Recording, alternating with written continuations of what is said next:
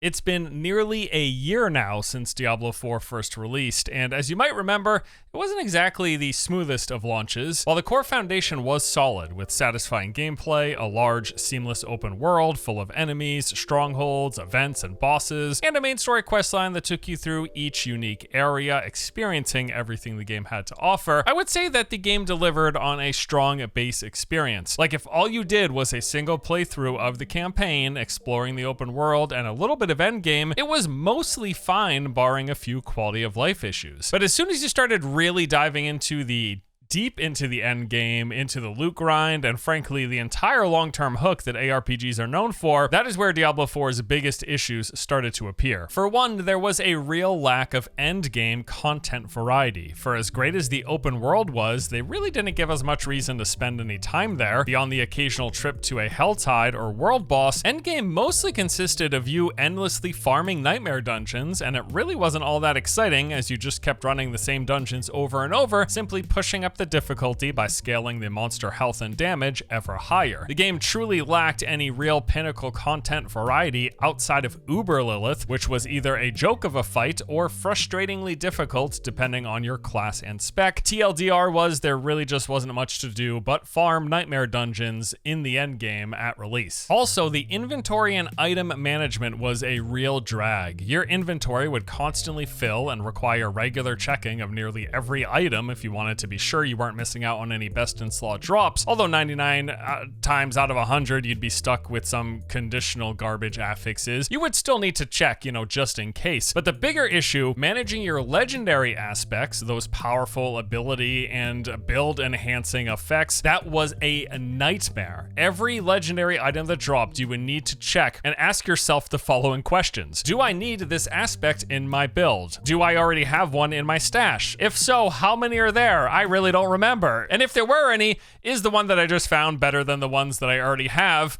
No clue. Okay, so now I need to go to my stash box and find out for every single aspect and legendary that I just picked up in the last 10 minutes of running nightmare dungeons. Do I have this? Is it better? And how many of these do I have? Between checking the items themselves for best in slot rolls and dealing with those aspects, those two things combined resulted in, no exaggeration, a good 50% of my playtime once I was in the end game loop. It is a big part of the reason why I quit a few weeks after release. I wanted to spend most of my time playing the game, not dealing with the loot. Yes, it is a loot game, loot is part of it, but that equation should be closer to 90% gameplay time, 10% inventory and item management, whereas it was closer to 50-50 or 40-60, but it wasn't the split that I was looking for. I spent a lot of time checking items, comparing items, and dealing with the aspects. Do I have this aspect? Is it better than the one that I have? I gotta go check my inventory for every single one that I find that's useful for my build, or for any potential future upcoming builds, or God forsake, I want to play an alt as well.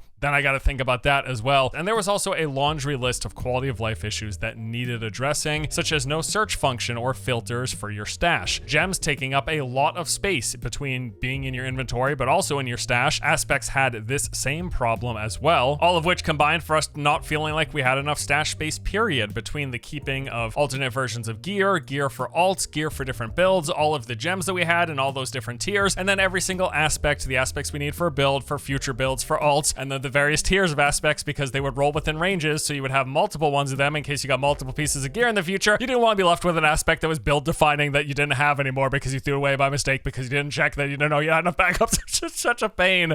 Man, the stash stuff and all of that was a real hassle. Also, they had a mark to junk function, but not mark to keep, which really doesn't make a lot of sense considering that a majority of stuff you pick up is junk. That really didn't make any sense. Respecking was also unreasonably difficult and clunky. It was just really unpleasant if you wanted to change any skills, having to go back and forth, remove a few abilities from the edge of your skill, from the end of your skill tree, so that you can make any changes to the beginning and then put them back and move them around. That wasn't great. There were mount issues, such as getting constantly stuck on terrain, long cooldowns that kept you from mounting again if you got dismounted. The camera felt a little bit too close, although that was more of a PC issue, less if you were playing with a controller on a TV sitting 5+ feet away. Really, the list goes on. Frankly, those are just some of the problems that the game had at release. release, and that is what led to its mixed reception. Now, critically, reviews were pretty positive, and I think that's largely due to the fact that, again, the core of the game was good. Like, if you spent 20, 30, 40, 50 hours playing D4, going through the campaign, doing some of the open world stuff, running a few nightmare dungeons with your friends, fighting the world bosses a couple of times, doing a handful of Helltides and Legion events, if that was the totality of your experience,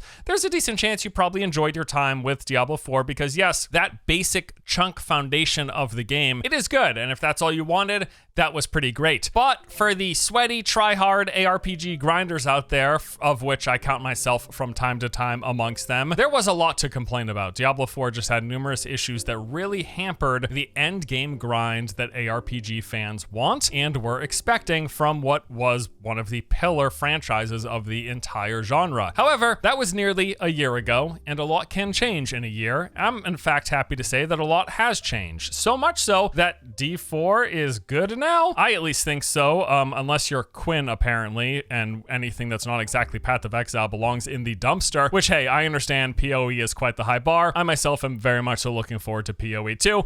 But anyways, Diablo 4, how is that game now? Well, I'll say it's much improved, that's for sure. In the 12 months since it came out, they have been releasing regular updates, the bulk of which coming at the start of each season, and beyond adding the temporary seasonal mechanics, themes, and gimmicks, every season has also come with a ton of base level improvements to the game, and we recently entered season number 4, and I can tell you, it is now in a way better position. The progression loop feels a lot better, the end game is way more fleshed out, and there have been a ton of quality of life improvements. It doesn't feel like a different game. Diablo 4 isn't a whole new game, but it is absolutely a much better game. So, what has changed? Well, basically, nearly every major issue that I and many others had with Diablo 4 at its release has been addressed at least somewhat. I'm not saying every problem is solved, and I'm not saying there's no room for improvement, but many of the bigger issues have been worked on, and it's in a much better spot. So first up, let's talk about the endgame loop and content variety. As mentioned, at release, there really wasn't a ton of variety of things to do come the endgame. It was mostly just farming nightmare dungeons, and then, if you could, taking on Uber Lilith. That has changed quite a bit. Pretty much every single major activity in the game now has a purpose on your path to reaching max level and farming your end game power. Helltides, nightmare dungeons, whispers, world bosses, as well as a host of new activities, including the pit Uber bosses and a challenge mode gauntlet, all have relevance in that path from level 1 to max level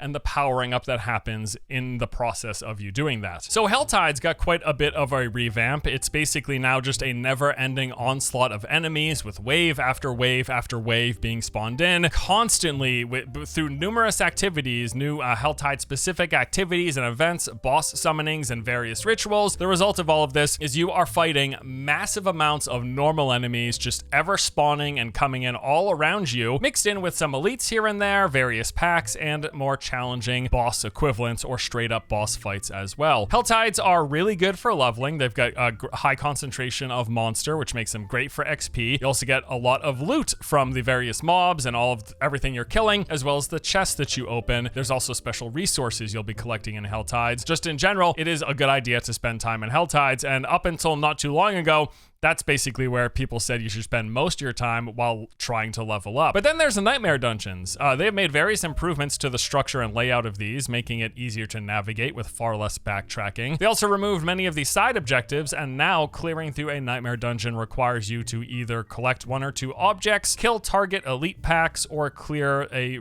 floor of enemies. And that's basically it. Really, you just go into these dungeons and you focus on killing stuff, making your way to the end, and eliminating the final boss. You can now also teleport directly to nightmare dungeons after activating a sigil, contrary to at launch where you had to teleport to a nearby waypoint and then run to the entrance and then zone in. Now you can just go there directly. And what are nightmare dungeons for? Well, they're specifically for leveling glyphs, which is a really strong early guaranteed way to increase your character's power. It's also a lot faster to do this than it was at release. First, you want to level them to 15 to get their max diameter, and then to level 21 to get to their max power. And then also, nightmare dungeons are good good for leveling as well, especially the side events reward a lot of experience and they are worth doing. As for whispers, these are pretty much as you remember them. They will be an assortment of activities within a zone. Things like clear a cellar, kill some enemies over here, bring orbs to an altar, find a corpse, or complete a dungeon in this area. Once you collect 10 whispers from doing a various assortment of activities, you'll turn them in at the tree and then select from a random assortment of gear caches. The big thing though is that they drop gold, loads and loads of gold. And right now gold is one of your highest limiting resources in the game. You need gold for a lot of the end game progression systems and upgrading for your gear. And the best way to get gold right now is by farming whispers. And this is probably one of the biggest philosophical changes that they've made to the end game,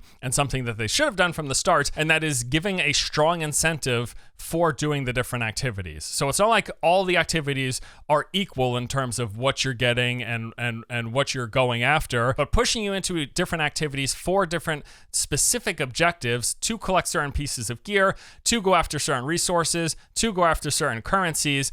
Giving you reasons and motivations for doing the different activities is important, and that's something that they've slowly and continuously been working towards. And right now, again, it's way better than it was at launch. So you want to do Hell Tides, they're great for leveling, it's good for gear, there's also specific resources from there. You want to do Nightmare Dungeons, really specifically to level your glyphs, but also it's not bad for leveling up as well. And you want to do Whispers because that is the best way to get gold, and you absolutely need a lot of gold. But there's other things as well. If you remember, Diablo IV had world bosses, those are still here. They now spawn more frequently, although they are still pretty face roll once you get into tier 4, just because player power has scaled so high, these fights are relatively trivial. They do still provide somewhat of an obstacle, at least in the earlier tiers where the player power isn't quite as out of whack. And really the main reason you want to keep doing these whenever world bosses are up is because this is the best way to get the resource needed to socket gems into your gear. And then there's some of the new stuff in the game as well. These include the Pit. This is basically a Diablo 3 Rift version of content. You interact with this obelisk, a portal opens, you enter the portal, run through this random assortment of dungeon layouts, filling up a bar as you kill elite packs and normal mobs, but mostly focusing on the elites. And then once the bar is full, you are then summoned into a room to fight a boss. Loot doesn't drop as you're moving through, so it's really all about focusing on your clear time and trying to run through as fast as possible, pushing the highest difficulty as possible. And you do get gear at the end of this, as some drops at the very end once you kill a boss. But specifically, the reason you're doing the Pit is because this is where you farm for the masterworking resource, and masterworking is basically one of the latest end game forms of power progression, of bumping up the strength of pretty much all of your gear. As you climb from Pits tier 1 to 100, there are 3 different tiers of masterwork resources you collect. But yeah, you climb your way up the Pit. This gives you better resources for masterworking gear, making you stronger all the way up. And then there's also the inclusion of these new end game and uber bosses. These are singular boss fights all about target farming uniques and uber uniques. So you unlock these boss fights by gathering these new resources that are scattered all around the game, doing the various activities, doing Whispers, Hell Tides, Nightmare Dungeons, and World Events. All of these give an assortment of resources that is stored in your secondary inventory stash. And then from there, you take those resources, you go to specific boss locations, and you summon the bosses. There's 6 bosses in the game in total to farm uniques from. Each one of those bosses will drop specific uniques that are exclusive to that boss, although I have noticed some bosses sharing loot tables. But generally speaking, if there is a particular unique that you need for whatever build that you're going for, you know exactly which boss or bosses you should be farming to get that item. And that is the target farming, again, for these uniques, basically build defining items. Beyond target farming uniques, each boss also has its very own cosmetic items that you can unlock if you care about that. And in season 4, they introduced these tormented echoes. These are level 200 versions of these bosses. They're more difficult fights because the boss level is much higher. They also cost 3 times the ingredients to summon the bosses, but as a result, they drop 5 times the rewards. So if you can do them, if you find groups for doing them, it is the best way to get the highest chance for getting the items that you want. And they've also added a gauntlet, which is basically like a competitive PvE activity with leaderboards. You run in, you run a tier 70 Nightmare Dungeon. It is set each week, and you're basically just trying to score the highest score possible. Just a little bit of jolly PvE PvE competition. Also, I should note that reaching max level is now significantly faster than it was at release. I want to say it's at least twice, if not 4 times as fast. Speedrunners are getting to level 100 in, I think, the sub 8-hour mark at this point. I'm not certain, check with the likes of DM or Rax, but I'm pretty sure that was the last I heard. That's how quickly people are leveling up. And I think this was ultimately a good change. It's way more manageable for like the average player,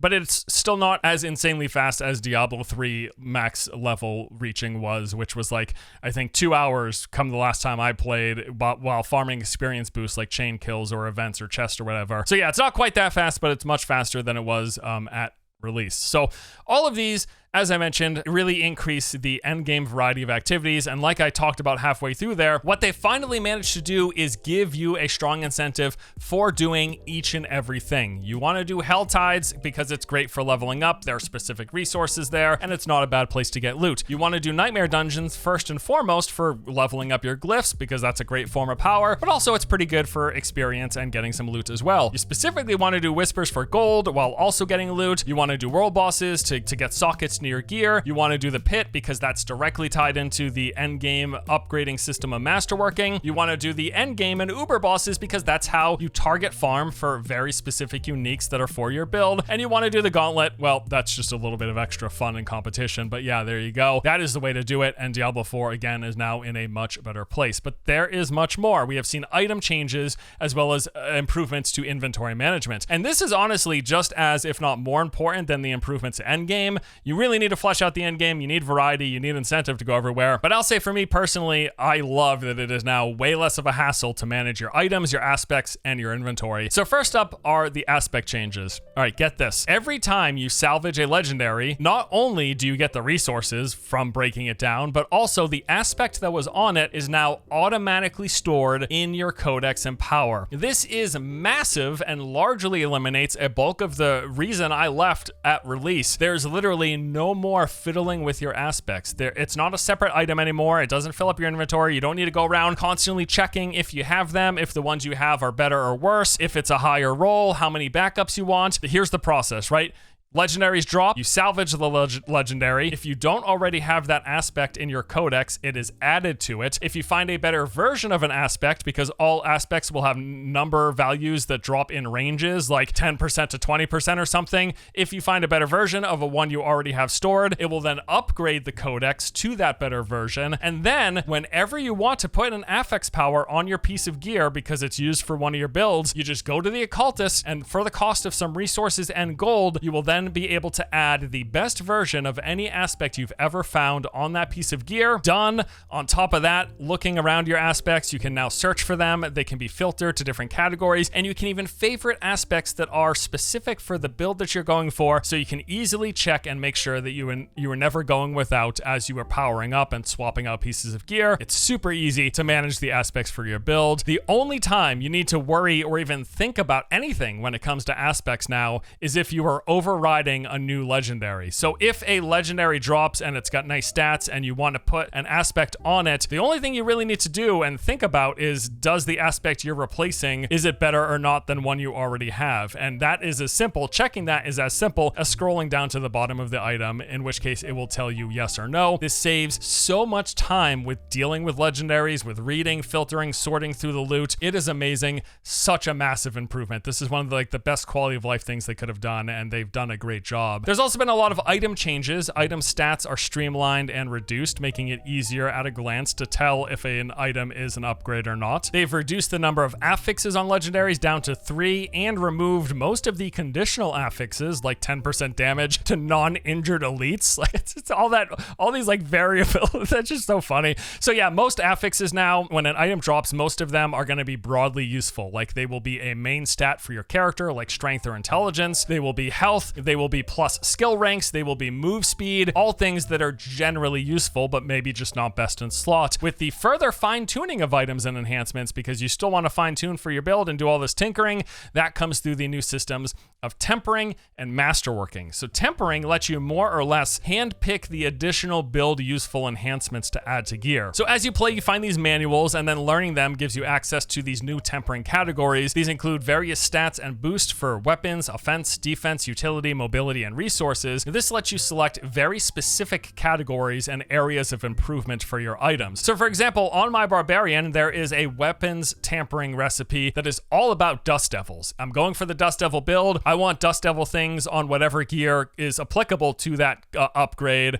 So I just have a category that's all about dust devils. I can get the chance for getting increased damage, to double its cast on cast, to increase its size. All of these things useful. There is some randomness to it, as every time you temper, it will grant you a random selection within that category, but it's far more reliable and useful than the old system, which was just enchanting, where you would replace an affix and get one random affix pulled from a pool of like 50 plus or however many there were. That was way more RNG. This gives you a bit more focused enhancements. It's not exactly picking specifically what you want, but it's pretty darn close and way better than it used to be. And then there is the masterworking system. This is the final means of power progression. When you play D4, you're going through leveling, you're doing your Paragon stuff, you're doing some tempering, you're looking for the loot that drops with these particular affixes that you want, because it's all random, right? Masterworking, once you have that baseline, that's the final form of bumping up your character's power. So every single item that you have can be masterworked up to 12 times, alternating between flat upgrades for all stats on an item and then a huge boost for one random stat. So when you masterwork an item, the first time you do it, it will boost all affixes of that item by a flat 5%, and then you go to rank 2 and 3, it's an additional flat 5%, and then at masterworking rank 4, one random affix on your piece of gear will get a huge boost by 25%, and that continues all the way up for the total of 12 ranks. Every single item can be masterworked 12 times, 555, one stat 25%, 555, one stat 25%, all the way up to 12. As you go up, it gets more expensive for gold as well as the resource that you're farming from the pit, but again, this is the like very end game, the final form of boosting up your character. Also, they added these things called greater affixes, so occasionally when loot drops, you're gonna find a greater affix, and it is 1.5 times more powerful than a normal variation. So say for example, if you have a staff that drops and its potential intellect range, it has intellect and the potential range is like 80 to 100,